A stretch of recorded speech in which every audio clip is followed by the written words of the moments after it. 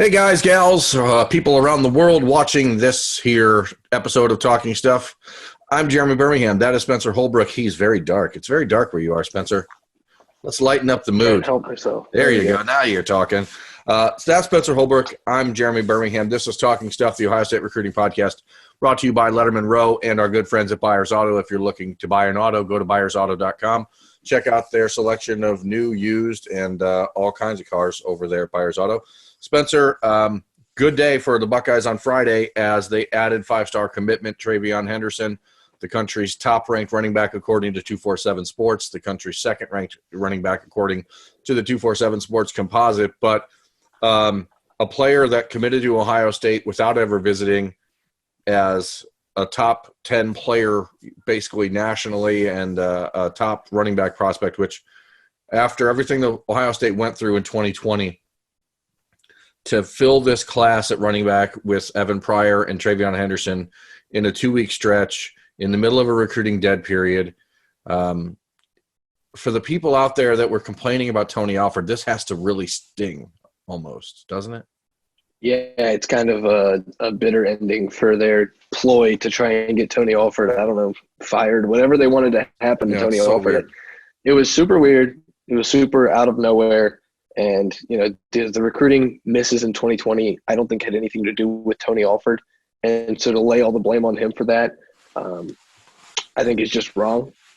It's like if the virus is affecting your life and you affect somebody for it. Like, why are you blaming the person who's not the cause of this? Like, this is not this was nothing. None of this was Tony Alford's fault. And so I mean, that's a deep cut right there when you're talking analogies. But yeah. I think that I'm not great at analogies, but what I'm just trying to say is, like, Tony Alford, none of this was his fault. And now you see the recruiting job he's done, and, like, people were saying he's not a great recruiter, he can't recruit. Well, he just got a commitment from a 5-star kid, the number 2 running back in the class, the number 1 running back on the board, and the kid's never even visited. So, I mean, I think we can finally put all these Tony Alford sayings to bed, I guess. Yeah, and the thing with Alford, this is the second time he's done that. I mean, J.K. Dobbins visited 4 months after committing to Ohio State in 2016 for the first time. It speaks volumes to the way that Tony Alford is able to quickly build relationships with these kids around the country. But to be able to go out and find a player like J.K. Dobbins in Texas, LaGrange, Texas, an hour away from Austin and the Texas Longhorns, to get a commitment out of him. JK was a top 40 player in the country, okay? So it's not like he was like some under-the-radar guy. You get that commitment. You hold on to that all the way through. J.K. Dobbins breaks school records and now is off to the NFL. You have TreVeyon Henderson here who has never visited. He was looking at Ohio State, Michigan, Oklahoma, Clemson, Georgia, etc. And the Buckeyes won this battle because of Tony Alford, Al Washington, and Ryan Day, and the way that they approached his recruitment as a collective as opposed to just one guy. And, I mean, I said a bunch of times that I don't know why people wanted Tony Alford to be fired or to be blaming him for the decommitments from Bijan Robinson and Jalen Knight a year ago when, you know, he's the guy they committed to. So it's not like he didn't do the job there and get their commitment. But recruiting isn't always black and white, and there's certain things that just play out differently. And last year was an anomaly in a lot of ways when you're talking about the kids and their parents wanting them to stay closer to home and grandparents wanting them to stay closer to home. But with TreVeyon Henderson, him making an announcement and committing to Ohio State without ever visiting the school, when you're talking about trying to put together a historic recruiting class, like, don't you think that there's a possibility, Spencer, that adding a player of that caliber, who obviously is going to help draw the attention of other guys, but knowing that he's never visited the school, does that help in your mind with a player like JT Tuimalo, who's never visited the school and now could, you know, who's been leaning toward Ohio State according to people in the know? I mean, do you think that increases the chances that he would commit without visiting?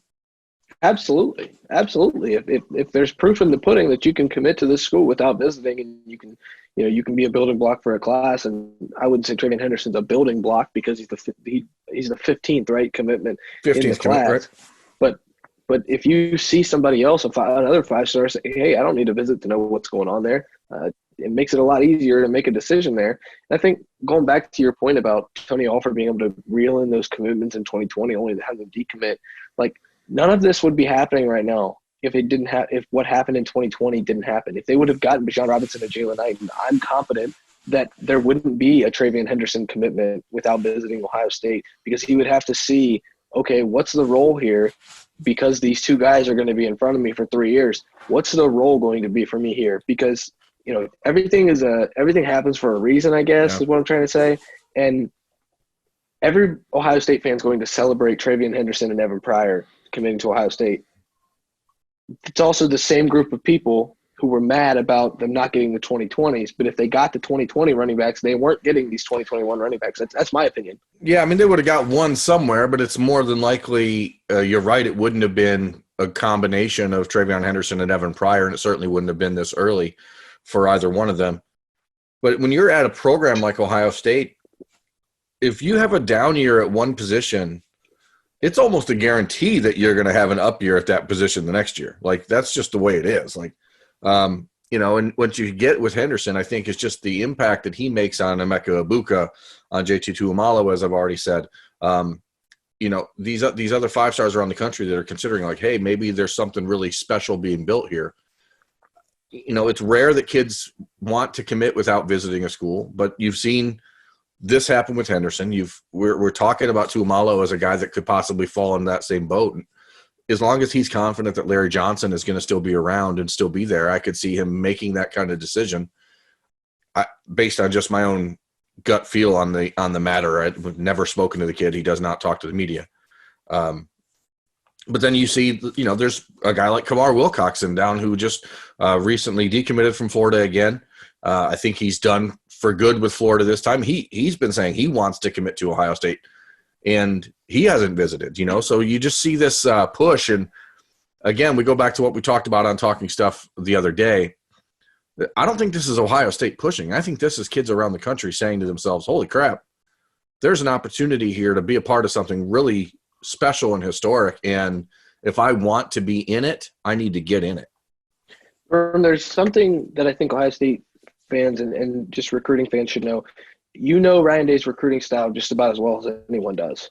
He's not a pushy kind of guy. During this entire pandemic, Ohio State's not going to continue to push these guys until they get to 23, 24 recruits, commits, and they say, hey, we've got room for one more. If you want in, you have to get in now. And I think that's the only time you'll ever see Ohio State push at all.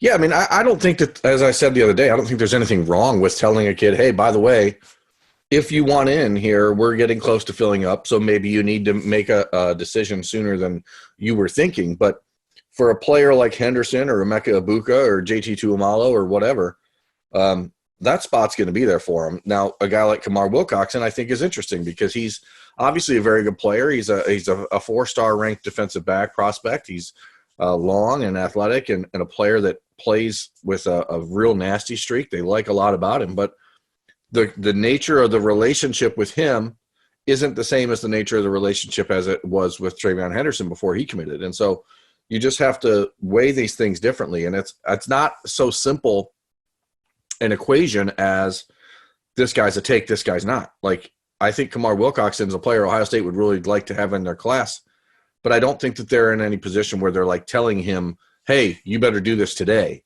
I think they're saying, in fact, in a lot of cases, I mean, they're telling kids, hey, let's hold off and let's make sure that this is exactly what you want. Let us get to know you. I mean, Evan Pryor tried to commit to Ohio State in January and was told, hey, be patient. Let's make sure this is what you want. I remember being in the hallway at the Woody Hayes Athletic Center in December when Sam Hart committed. And he told me about this later. He was on the phone with a coach at that time and was trying to commit on the phone. And they told him, hey, call us back in 3 days. If you still feel this way, we'll let it happen. So I really don't think that there's any sort of inclination by Ohio State or Ryan Day to be pushy. You know, I think it's just one of those things that people see it happening, but now you see it happening elsewhere. Damian Robinson commits to Maryland. who's a top 50 player in the country. Ohio State's one of their top defensive end targets in the class of 2021. He commits to Maryland. You're seeing guys start to realize that maybe I need to lock in a place right now, and then we'll see what happens and what unfolds here in the next few months with the pandemic. And, maybe I go visit somewhere else in January or in September or whenever the heck things have normalized. But I think you're going to see a lot of kids making decisions right now that is based simply on the fact that they're like, hey, I don't know what is happening around the world.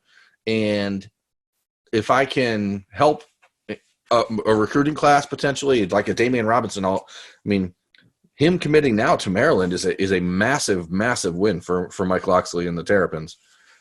It hurts Ohio State. Like I said, he was a major target for them, but Ohio State will find another defensive end to recruit, and they'll still keep working with Damian Robinson. But these kids make a lot of impact when it comes to their classes and how committing now can change their whole class. Do you think that some of these guys are committing to schools because they can't take visits, and then they're saying, okay, other schools, if you are serious about talking to me, I'm committed to this school? Yeah, maybe. I'm committed to this school. You come to me, and then you talk to me because I can't come to you right now. Yeah, I think it's really a matter of saying, I like this school. I have a great relationship with this staff. It's got seemingly everything I want to be for a guy like Damian Robinson. It's an opportunity to commit to your hometown school and to help build something special there. And then you couple that with the addition of Raheem Jarrett in December. And Maryland and the Washington, D.C. area has a ton of talent. It's a matter of how do you as a player impact your class, and what do you gain by committing early? What are you gaining? And for a guy like TreVeyon Henderson, it's probably different than what Damian Robinson's gaining. For TreVeyon Henderson, it's about saying, and this is what he told me on the commitment interview of Bermanology on Friday night, was Ohio State had everything I wanted. Why would I wait? And with Damian Robinson, it may be different. It may be a matter of Maryland has something happening. I can be the guy that starts the class or really kickstarts it. They're a top 10 class right now at Maryland, and maybe November he decides to visit Penn State or Georgia or Ohio State again. And a lot of those big time commitments that happen to programs like Maryland, who are trying to get over the hump and become an impactful college football team again.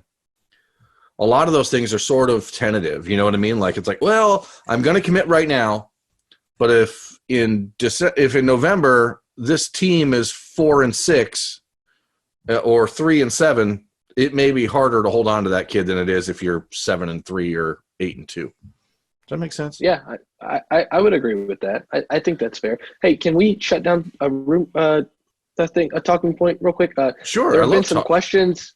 There have been some questions in our talking stuff question form. If you haven't found that, go to Berman and I's Twitter account. Both, we've got it on there.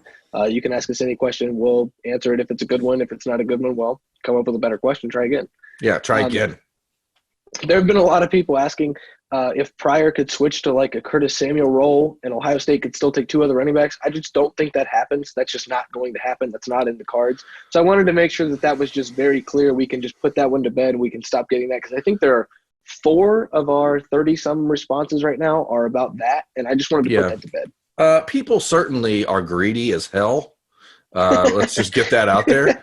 I get where it comes from. If you look at the class of 2013, for example, you had Ezekiel Elliott and Jalen Marshall and Dontre Wilson all in the same class. Okay, if you look at 2014, you had Curtis Samuel and Paris Campbell and Terry McLaurin and Johnny Dixon and all these guys that were sort of playing different roles and moving around spot to spot. Evan Pryor is a really good pass catcher, but he's not a wide receiver. He's not a guy that has the ability to do the things Curtis Samuel could do as a pass catcher. He's a running back, and so I don't think. You could move him, but then you're taking away what he does best, Where with Curtis Samuel or someone of that ilk, like a Jalen Marshall, you're not taking away what they do best. Like Jalen Marshall was not best as a running back. He was best as a guy in space catching the ball, even though he played quarterback for Middletown. Dontre Wilson was a good running back, but he was better in that role. Curtis Samuel was better in that sort of non-traditional eye back, where that's what Evan Pryor is best at. I don't think that you bring in a kid like that and say, we're going to take your top skill and get rid of it. That just doesn't make any sense to me. I don't think that's possible. And plus, at this point, you have to understand people like the Donovan Edwards, like TreVeyon Henderson dream team idea is pretty much dead in the water. I mean, Edwards is a player that is very similar to Evan Pryor in a lot of ways, and it's just not gonna happen. So we can just squash that. I think the rumor, it just stems from Ohio State fans not fearful because, obviously 15 of the last 16 say you don't need to be fearful of Michigan, but just seeing if Donovan Edwards were to pick Michigan to have to go against him, that many times, however many times in his career. And I get it. He's from Michigan. Ohio State wanted him badly. It would have been a huge win over Michigan. But when you get a guy like TreVeyon Henderson and when you get a guy like Evan Pryor, I mean, you don't want to sound cocky about it if you're Ohio State, but you don't really need Donovan Edwards, really. It comes down to this very simple fact, and it's similar with Donovan Edwards as it is Troy Stellato and Emeka Egbuka. When you see Ohio State offering a guy like Christian Leary, the wide receiver from Edgewater, Florida, like they did earlier this week. Donovan Edwards had 2 years. If he wanted to be in the class at Ohio State, there was 2 years of recruiting him. He was the priority. As the priority for 2 years. And he knew very well that they wanted him. He knew very well, even in his early March visit, that if he wanted to commit then, he was told, you'll be the only running back in the class if that's what you want. If you're interested in being that guy, let us know, and we won't recruit anyone else. He wasn't ready, and Ohio State, especially after what happened last year with Bijan Robinson and Jalen Knighton, was just simply not going to sit on its hands and wait to see what one player decided while the rest of these other kids are getting close to making decisions. And so, I've read all the talk and I've seen all the conversations about how people think that he was misled by Ohio State or whatever. It's the same thing J.J. McCarthy said. He had 2 years as the guy. If he wanted in the class at Ohio State, he should have committed. And obviously he wasn't ready to do that. And the Buckeyes, as they normally do in these situations, because Ohio State is one of the 3 best programs in the country, was able to find someone that wanted to commit. And in a lot of cases, they find someone who's of equal or better talent. And Donovan Edwards is a great running back and a player that Ohio State loves, and somebody who Tony Alford and Ryan Day have built a great relationship with over the last 2 years. And believe me, I don't think that they take any joy in saying, oh, well, darn it, now we can't take this kid or this kid. If Donovan Edwards still wanted in the class at Ohio State, they would say, absolutely, please come. But, he's not going to do that. So we can just stop the wishful thinking. Yeah.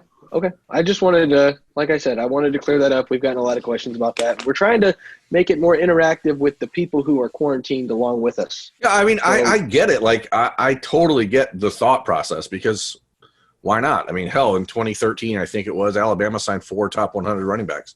Why not? Why not try it? I don't think they're going to stop recruiting Donovan Edwards just because because Pryor and Henderson are committed. I think they're going to maintain the relationship because, number one, West Bloomfield is a tremendously talented high school that they want to stay involved in. But they also understand they're kind of up against it. Ronald Bellamy, whether or not he's actively going to push Donovan Edwards in any direction or another, he played at Michigan and he loves having his kids go to Michigan. That's what you get when you're recruiting inside of the state of Michigan and recruiting at a high school where the head coach played for the Wolverines. There is an uphill battle. And if Donovan Edwards is listening, go ahead. It's like recruiting Cincinnati against Kerry Combs. Yeah. If Donovan Edwards is in any way listening to Ronald Bellamy's opinion, which I assure you he is, then there's no doubt that opinion by Bellamy is saying, hey, do what's best for you, but don't feel like you have to hurry. Don't feel like you need to rush into anything. And that's smart and that's fine. But when it comes down to the timeline of who's ready when, that's the risk you run. That's the game of recruiting roulette, I guess. Like, if this is where you want to be, make your call. If you aren't sure, you can't be upset when someone else takes your spot. Now, I'm not saying he is upset. I'm just saying in a macro sense, you can't look at it from a perspective of being bothered by it. J.J. McCarthy, for example, like, he wanted to commit to Ohio State. He tried to commit to Ohio State. They said they weren't ready to take a quarterback. And then 2 months later, they took a quarterback. And so maybe I can understand why he was upset. But I don't know. Again, I don't think they lied to him. They weren't ready, and then they were. But ultimately, they took the quarterback that they thought was a better fit for what they're doing in the offense. It's an interesting time, and you look at Donovan Edwards and where he's going. Greg Crippen, Michigan's latest offensive line commit, who's a former Notre Dame pledge who reopened his recruitment and then ended up committing to Michigan this past week. I think he wanted to end up at Ohio State, but he visited the Buckeyes. And the thing is, like, there's a very defined hierarchy right now in college football, especially regionally. Like, if you're in the Midwest and you want to play in the Midwest, Ohio State's the place you probably want to play at first, and then you go down the list from there. And I think that kids see that, they understand that, and they also want to make sure that they're taking their time in the process and doing it their way. And when you do that, you run the risk of missing out on an opportunity. There is an aspect of this where Ohio State does not put any pressure on anybody, but just naturally, because of the hierarchy of college football, Ohio State holds all the chips. Yeah. Like if you want to commit to Ohio State, you have to tell them that you want to commit there. They're not just going to say, like, hey, commit whenever. You know, we offered you a scholarship, so commit whenever. They still hold all of the cards. They have that ace in the hole that's just the big block O that says, look who we are. And it's like, if it's just that's the game of recruiting. True. So absolutely, it's just interesting. Absolutely true. It's absolutely true. I know we weren't. And pressure is a part of this whole process. Like, but it doesn't mean it's coming from the school or the coaches. It means kids need to be cognizant of it on their own. Like, okay, read the cards. Evan Pryor's been trying to commit. They want 2 running backs. If Evan Pryor's trying to commit, and then you start to hear the rumors about TreVeyon Henderson and him all of a sudden leaning in that direction. And all this talk about TreVeyon Henderson started prior to Donovan Edwards arriving on campus for that March 10th visit. So, like, there's all these moving parts, and sometimes it's about reading tea leaves. Sometimes it's about saying, hey, if you guys think I'm at the top of your list, you'll save a spot for me. But that's not always the case. And again, I think that in a different year, maybe Ohio State would have been a little bit more reluctant to just take both these running backs in such a short amount of time.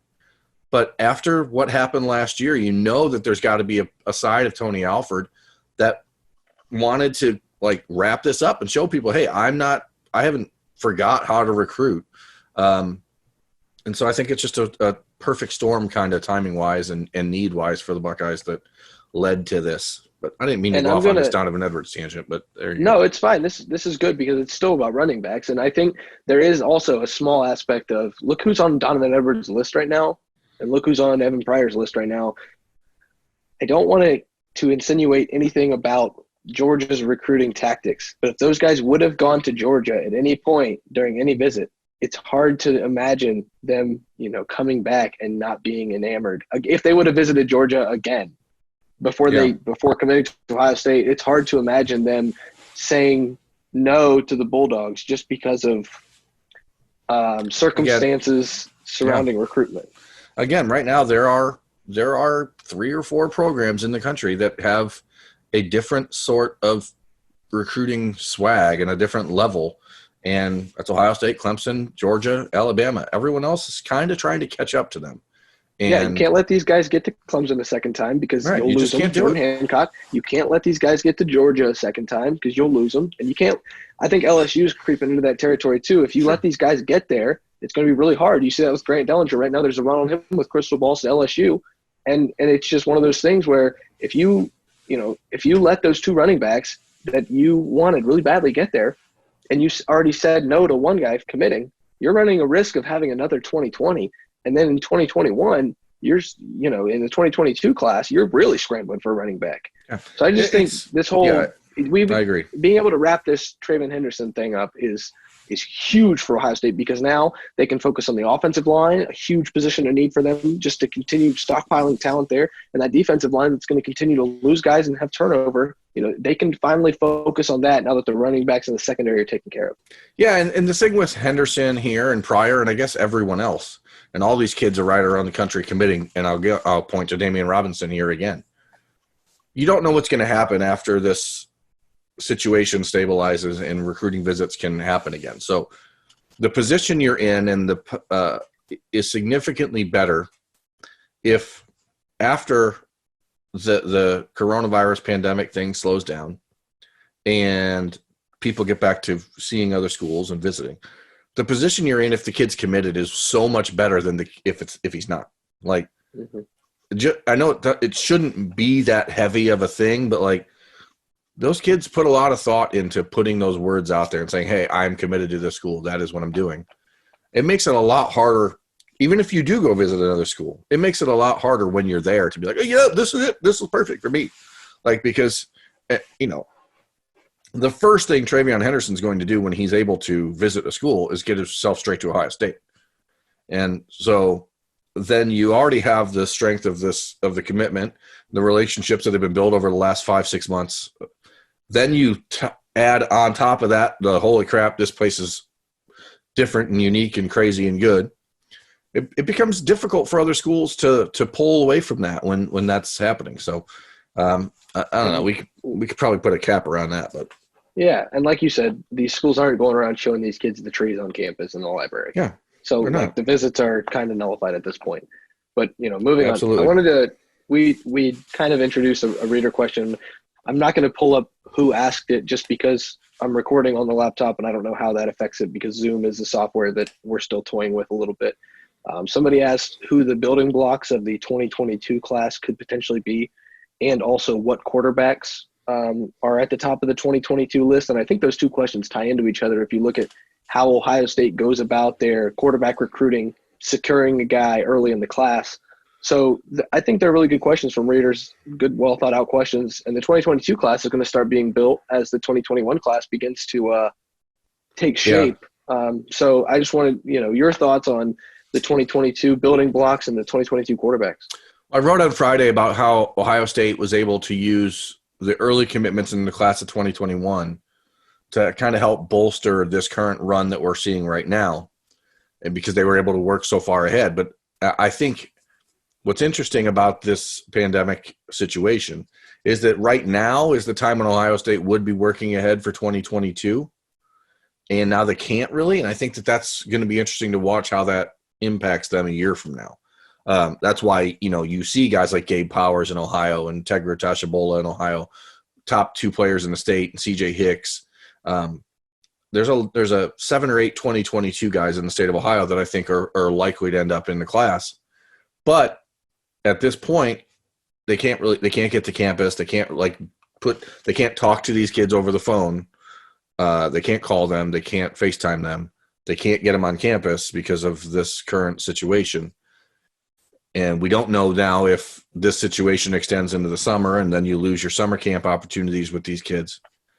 I think you're going to see 2022 slow way down across the country. So it will be interesting if you see a guy like Gabe Powers out of Marysville or Tegra Tashabola from Lakota make a commitment early just to get something going, in knowing that that's likely where they're going to end up anyway. And I'm sure Ohio State, when they do get a chance to talk to him, again, isn't going to push, but they're going to say, hey, with the way this thing is going, with everything that's possibly slowing down, it would be helpful if this is where you're going to end up, maybe put playing the recruiting game aside for a while and just get in the class.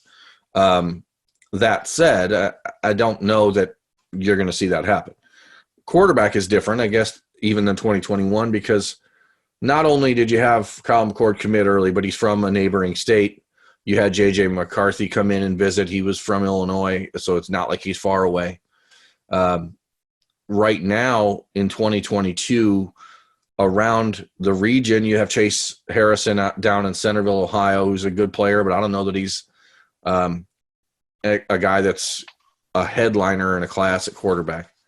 You have Brady Allen in Indiana, who's a guy they've talked to a lot, but I don't know that he's the headliner.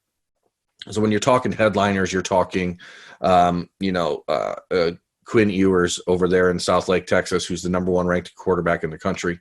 He's been to Ohio State, actually visited before his freshman year of high school and got an offer at a camp before he ever played a high school game. The Buckeyes really like Gunnar Stockton out of Georgia, who's a kind of a Bo Nix type player, 6'1", 200-pounder. They like another guy down there in Georgia, that MJ Morris. They really like Malik Murphy out in California. But they're really kind of just still learning. There's a Justin Martin out in California in Inglewood who Quincy Avery, who obviously worked with Dwayne Haskins and Justin Fields. Quincy Avery compares Justin Martin to Dwayne a little bit. I think that there's a handful of guys out there that are worth getting to know, but we're still, again, if these kids can't make it to campus this summer, we are way behind in being able to really project what happens down the road. All right. Interesting stuff. Well, I mean, I think it's fascinating because the Buckeyes are benefiting from this slowdown right now in 2021, but like everyone else, they're going to seriously be hampered by it in the class of 2022. So I think you'll see that class trend towards a lot later decisions. That's where I would say, Spencer. What else are we talking stuff about on this episode of Talking Stuff? Are we done? You want to get out of here? It's quarantine, Berm. We can talk for hours if you wanted to. Well, I don't want to talk for hours. Yeah, I think, here's the thing. There's no one else really expected to commit to Ohio State anytime soon. I think that Buckeyes fans should be looking right now to focus on the offensive line. Jagger Burton is one of those guys that's really important. J.C. Latham, I think we'll see. He had scheduled to have an April 18th decision, but that was obviously thinking that he was going to be visiting Ohio State and LSU again both times. Not going to be able to do that. So will he still make his decision in April? That's what I'm kind of looking forward to see. And then other than that, we're just seeing where the Buckeyes go when it comes to new offers. And if they start to get to a position of fatigue, I guess, when it comes to the guys they've talked to for this last year, will they continue to just push for Damian Robinson? Will they go out and find another rush end that they really like because he was their number 1 target as far as just a pure rush end? So those are all the things I think will be interesting to watch. And so much of this depends on whether or not that April 15th date for on-campus visits gets extended, and it's almost certain it will. And then, well, don't know what happens. I think the most interesting thing about what's going on with as it pertains to recruiting right now is if you look at Ohio, for example, today we are recording this Friday at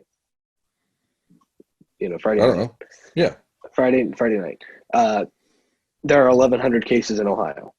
Sure. So there are far more cases down in Louisiana. There are far more cases in Michigan, New York, California. If Ohio is one of those states, because Governor DeWine did a really nice job of getting out ahead of this and shutting some things down and ordering social distancing. If Ohio gets ahead of this by mid-May, but LSU and you know where I'm going with this. Sure, but there's no way the NCAA will allow individualized plans. And that's what I'm saying. You might follow Ohio and think, Ohio State can get back on the recruiting trail when Ohio gets it under control. But this is not an Ohio or Ohio State thing. Right. This is going to be a national thing. order. Right. Yeah. So I just think that's something else that Ohio State fans need to keep in mind for 2021, just because it might really slow down into May and June if this thing continues to snowball. But this goes to what Ryan Day talked about on Wednesday in the teleconference that we had with him. He said they're so far ahead in 2021, and he's absolutely right. All these relationships are with kids that have already been on campus, with the exception of TreVeyon Henderson, kids that have, and JT Tuamalo, kids that have already been on campus, and in most cases, kids that have been on campus multiple times. Emeka Ibuka has been to campus twice. He's out there in Seattle. You look at a guy like Troy Stellato who's been on campus 4 times. So these kids, Jagger Burton 3 or 4 times, J.C. Latham 3 times. Like, these kids aren't still trying to figure out whether or not they like Ohio State. What they're trying to figure out is, does anybody else compare to Ohio State? And they can't. They can't figure that out right now. And so that's why I think it's interesting, and why it seems like Ohio State is at a position where they're accelerating through this and other people are not. And I think that's why.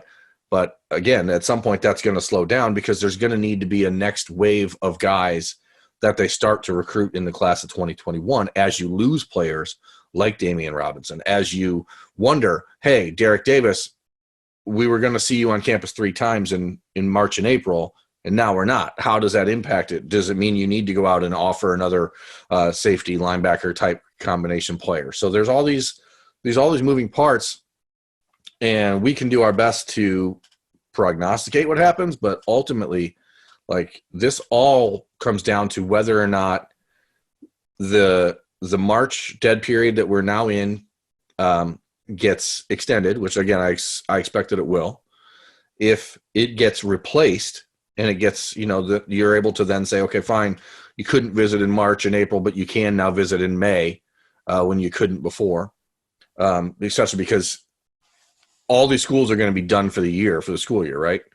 So the evaluation period that you would have had in May is gone, because they're going to make that call on school. They're not going to say, they're not going to wait till middle of May to make that call. They're going to announce that within the next 2 or 3 weeks, I'd imagine, say, okay, you know what, we can't. So the evaluation period that was expected to happen in May, when coaches can go out on the road and visit kids and watch them work out, maybe that turns into an early camp season. There's all these things that are going to have to be figured out. And for Ohio State, late camp season. Right. Well, that's the thing. But you can't do a late camp season, because July is a dead period. And July is a dead period because that's when the high school students around the country are getting into their team camps. So it's all these moving parts that require a ton of things to figure out, but you can sort of see where it's heading, and that school is going to be done for the year. So maybe if we're on the backside of this pandemic, then May turns into what March could have been. And then if that happens, then you get an opportunity to pick up the pieces again there. But if that doesn't happen, then what are you waiting for? You're waiting till the season. You're waiting till September, November, October, or later. Berm, when are you giving that layout to the NCAA for approval? All they got to do is ask. But again, none of this stuff matters, because we just don't know the timing of anything. So, to me, it makes absolute sense to just say right now, May is going to be an open period, and if things aren't better in 6 more weeks, then you can adjust. But I think that people should be given that window to say, starting on May 15th, you can visit schools when you couldn't before, so people could start scheduling things out and trying to get a head start on those type of plans. But otherwise, what you're going to see is, everything's back to normal starting tomorrow, and then you have this crazy rush of things. And coaches are going to want to make up this time, but they're also not going to want to give up their July with their families, because that's their last time of the year to see their families. So maybe they'll be sick of their families at that point this year because of everything else. But, it's just you got to be careful not to overreact, but you also need to be careful that you don't just throw too much on the plate at one time and force people to completely adjust what they're doing. So every time Ohio State's gotten a commitment, this is the last thing I'll ask you, and it can be a 10-second response and we can get out of here, because I know nobody wants to listen to us for 50 minutes. I've asked you every time Ohio State got a commitment if this is going to be the number 1 class in the country. Does TreVeyon Henderson change your mind? Because I know you've said you're pretty skeptical still that Ohio State will finish the number 1 class. Yeah, again, you add 5 stars that you didn't expect to add, and it changes things. I think that ultimately this comes down to, do they add a player equivalent of TreVeyon Henderson on the defensive side? And that I would be talking about someone like Terrence Lewis, the linebacker down in Florida, or JT Tuamalo, somebody that doesn't seem like they should end up at Ohio State, but maybe they do. And I think if you add one of those types of players, then I think you find it will be very difficult for Ohio State to get beat in the class of 2021 if they can add a player like that on defense. Because right now the defense is Well, they're going to take a punter, but right? that'll end up being a gray shirt situation like they do with every other special teams guy in the last handful of years. So that won't end up negatively impacting the class numbers. I mean, even if it does, you have to do it. So I think that the opportunity is there. Like I didn't believe it was a month ago, but on defense right now, you have Jack Sawyer, of course, as a top 5 national prospect, but you don't have another, like on offense, you have Kyle McCord and now TreVeyon Henderson, and then potentially Emeka Ibuka, and then you have, potentially another top 50 player in J.C. Latham. Like there's all these guys coming together. Defense is still a little more disjointed when it comes to what they're doing because Larry Johnson recruits totally his own way and recruits the guys he wants to recruit, doesn't care at all about the stars, and that's fine. Linebacker, you have, of course, Reed Carrico, but then you have to ask, like, do you keep pushing for Barrett Carter, or are you worry that he's going to end up staying in the South? Then can you replace him with a guy even more highly ranked like Terrence Lewis? So there's all these kind of things out there. The secondary, they're going to need to add another big piece or two, and certainly they can be the best class this year. And if they are, whatever class finishes number 1 this year is likely going to be the best class in internet recruiting history, because if somebody's passing Ohio State, they're going to have to put together a class that is simply something we've never seen before. So that's all. This has been Talking Stuff. I'm Jeremy Birmingham. That's Spencer Holbrook. Thanks again to our friends at Byers Automotive. If you're looking to buy an auto, go to byersauto.com. Thanks for checking us out, guys, gals, everyone. We'll talk to you next time. Have a great day. Thanks for watching. Subscribe below to get the latest videos from Lettermen Row. We got Letterman Live, we've got the practice report, we got rapid reaction. Hey, and we got Buck IQ with Zach Bourne. For sure. We got recruiting breakdowns with Berm. We got whatever you need. Ohio State football and Ohio State athletics, we've got you covered here at Lettermen Row.